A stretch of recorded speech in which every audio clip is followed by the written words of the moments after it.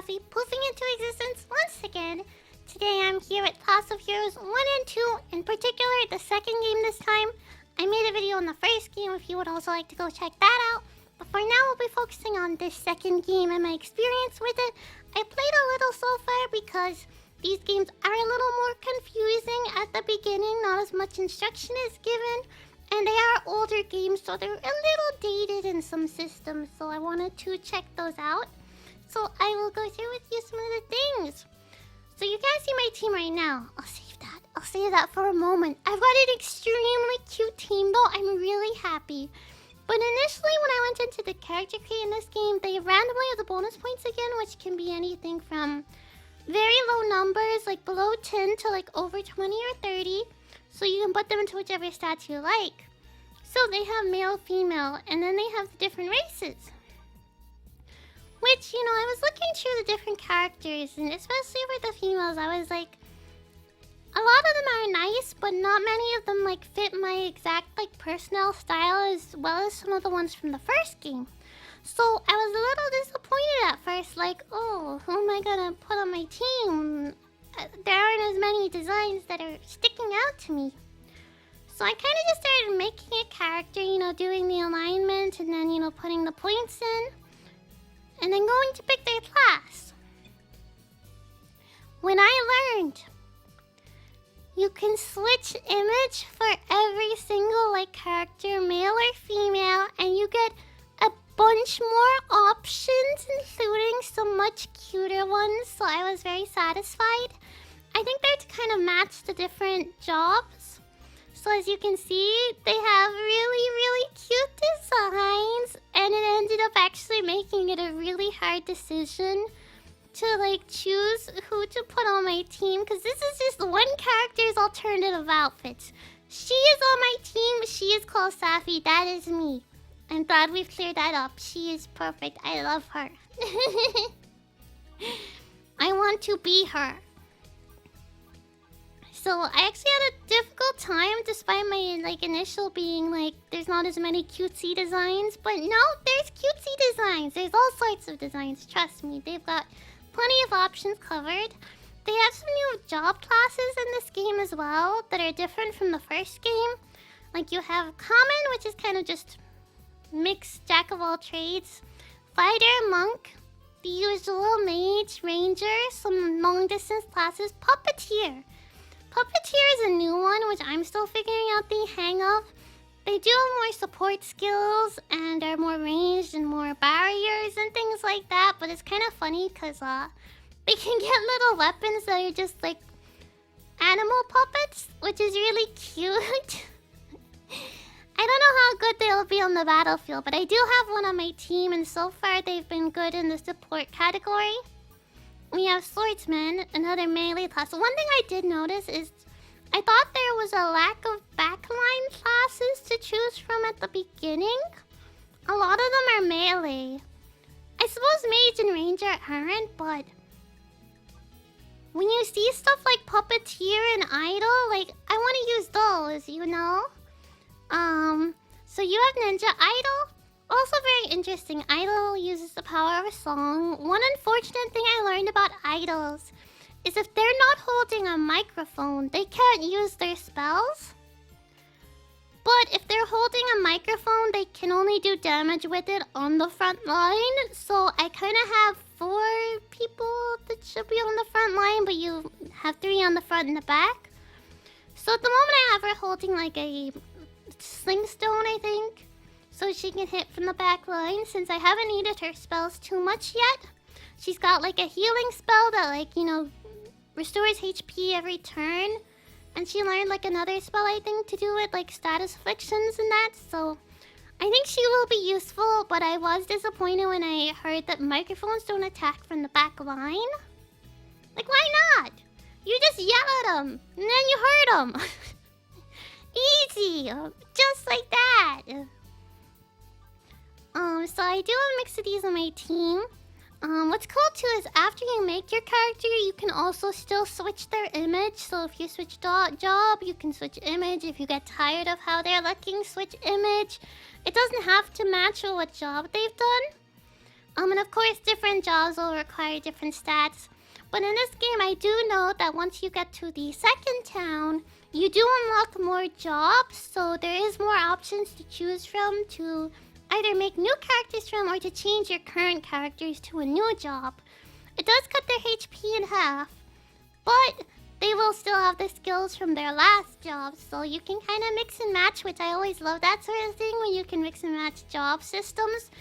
Job systems, okay? I love job systems in games. I don't think I can state that enough. I hear there's a job system and I'm like, what did you say? Did I hear something about I have choices? I get to custom make my character? Also, I get that if there's character design. So I will show you guys around just the hub area first. My characters are out on an adventure right now. That's why they're all absent. We'll catch up with them soon. You do have a storage box this time, which you can store your items in because you can only carry so many. So you can just dump everything in here that you don't need, which is handy. So you're not carrying it all around. The store, I do like compared to the first game. I think the store menu is nicer. In the first game, it just had like a bunch of writing like for each category. Like it had like items and then it had like individual sections for each weapon type. But it was all in like a really long written list. It was like a checklist. And it wasn't that nice looking, I thought. Rather, this one is a bit more... It's a bit more neat looking. They got everything categorized. Which, you know, I think it's just more the age of the game that some of these things are a little more outdated, but this menu does work better than the first game, so I do prefer it. Once again, you can buy all your recipes for making different things and buy materials to make your different equipment. As I say, I think you're better off buying materials and recipes to make your own equipment than buying equipment because it's expensive. And you get materials from the dungeon, so I think it's worth it to go about it that way. I still have some beef with the alchemy system, though. I thought they'd improve it, which is improved a little bit. See, in this one they have the synthesis recipe, the upgrade recipe, and the dismantling results. They're all separate, so you can, like, toggle between them, which is nice. Rather, the other one, they had, like, all three thrown at you, and you don't know where to look. You're like, which one's the one I'm looking for? This one, they give it to you straight. But I just don't understand, okay? You have the materials here, right? But then you check here like, oh, how do I make something? So I check that. I need stone fragment, tough stone. Do I have either of those? I just need to remember it. I need to have a good memory or else I have to go check it again after this. And then if I go into alchemy, am I going to have to remember what was in the recipe and put the materials in myself? Yes. Yes, I do. I just think you should have the recipe here. Have beside it how much materials you have or if you're missing one, and then you click to make it from here.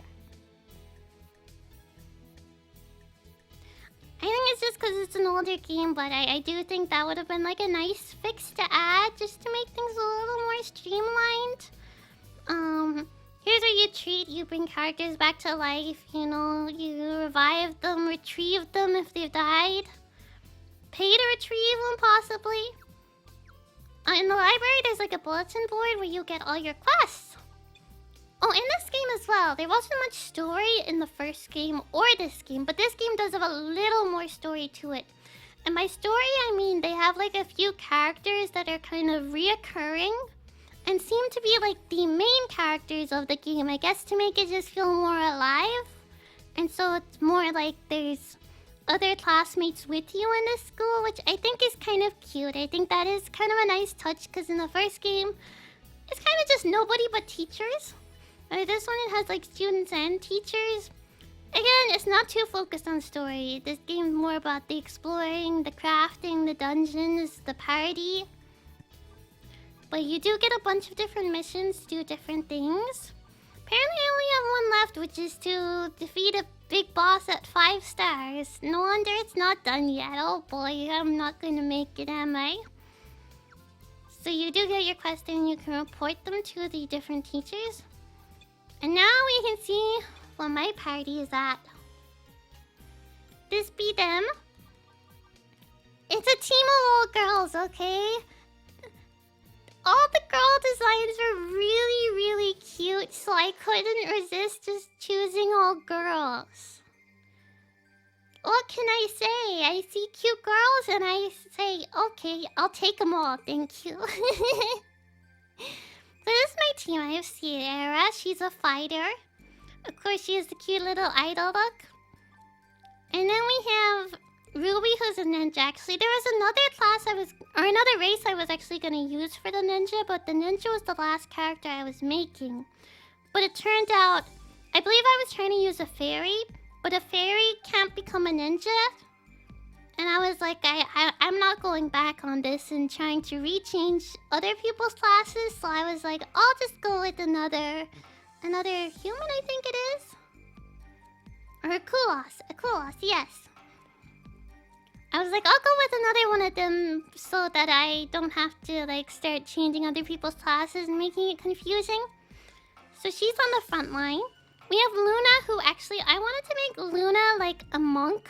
Because I like the idea that she's an idol with like her dainty look, her hands out, and then she's just throwing fists.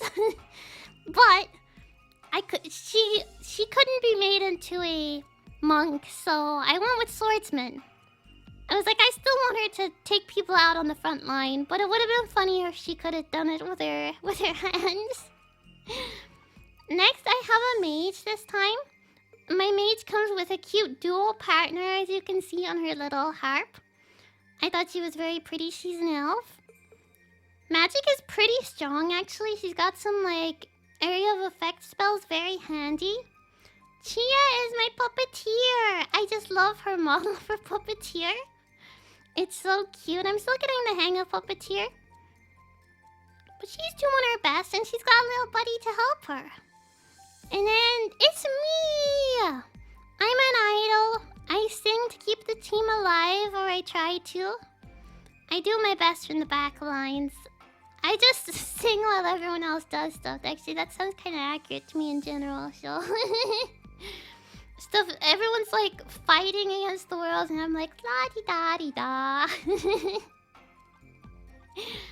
But I do need to work on some of the equipment for the back line. I do need some better gear, because a lot of them don't have like too much defensive gear. My front line has some stronger weapons. Back line, still pretty weak weapon-wise. I just took whatever I can from a distance range, which isn't too much. And so far, I've been exploring this dungeon, we got widescreen dungeons now. Check this out. Compared to the first game, it was more like a square in the middle. I'm still pretty early on, so I'm in one of the starting dungeons, but I'm filling my maps out. Somebody's got little teleports around these dungeons, which is pretty cute. Teleport you to different spots. There's a big boss, like right in this spot here I've been avoiding. And you get to go around collecting your materials, getting into fights. Like this one. This one I did turn down the battle sounds before recording this, so you guys don't have to listen to screams and really intense sounds.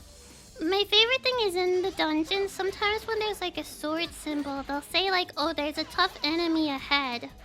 You know, be sure you want to fight it before you go ahead. And so I was like, right, okay, I'm gonna run, I need to prepare myself. Turns out they were just normal enemy battles. They were just normal enemies. But then at another spot, like right over here, this is where the big boss is that I'm still trying to train up to prepare for. They don't warn you. They don't warn you when you can't run from him. It's very evil. Oh, I do see treasure in the corner, but I liked how they warned me about other enemies where there was a sword symbol. Now I don't know whether to trust or believe them again. Luckily, my team can take out the monsters here pretty easy. Just spam. I see there is treasure there. I see I have also not gotten to treasure before. Oh, I remember. You have to be able to fly over the water to get to the treasure. That's why I don't have the treasure. I do like the scenery of this dungeon. It's kind of more like a maze design. I do like the look of it so far. I haven't been to any other dungeons yet. Just this one, and it's a few floors tall. So, from what I've seen so far, I do like the look of it more. So I'm hoping the next dungeons are even more aesthetically pleasing. We'll see, or maybe it'll be darker and cheerier. Who knows? I will prepare myself for them. Once again, I enjoy the dungeon crawling aspect of the game. I do think it's quite fun. Once again, too, which class was it? I think it's... I think it's Ruby. Yeah, Ruby. The ninja in this game is the one that can open, like, treasure chests and lock doors. So, I do recommend having one of those. And as for the others, I don't think any of them do any of the identification things that I've seen so far. But I could be wrong. There might be another class that does it, or maybe a class you unlock in the second town in the game. I will find out. But I'm gonna keep playing this one. As I said, I have many dungeon crawlers going on right now. Maybe too many. I'm gonna get confused. But thank you guys so much for watching. I hope you all have a wonderful day, and I will see you guys in the next one. Bye bye! 3, 2, 1, poofles!